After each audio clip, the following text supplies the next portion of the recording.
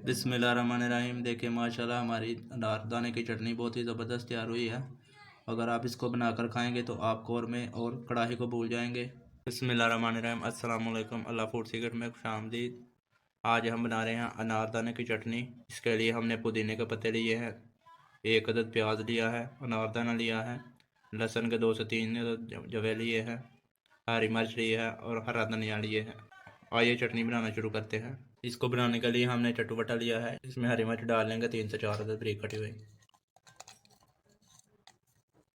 इसको अच्छी तरह से कूट लेंगे।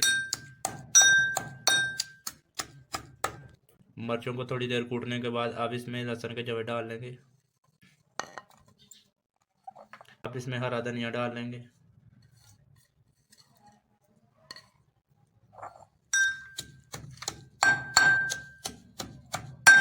अब इसमें पुदीने के पत्ते डाल लेंगे।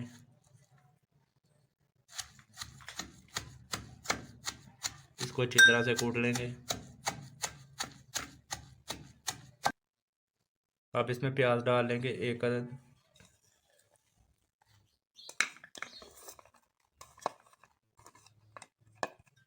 अनारदाने को हमने 10 मिनट पहले ही भिगो दिया था। अब इसका पानी निचोड़ लेंगे। अनारदाना डाल लेंगे चटवटे में।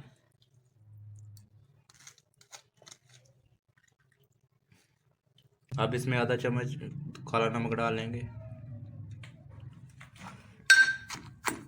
अब तमाम चीज़ों को अच्छी तरह से कूट लेंगे।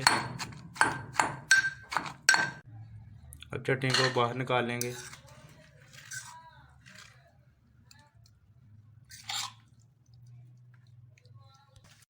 बिस्मिल्लाहिर्रहमानिर्रहीम। देखिए माशाल्लाह हमारी अनारदाने की चटनी बहुत ही ज़बरदस्त तैयार हुई है।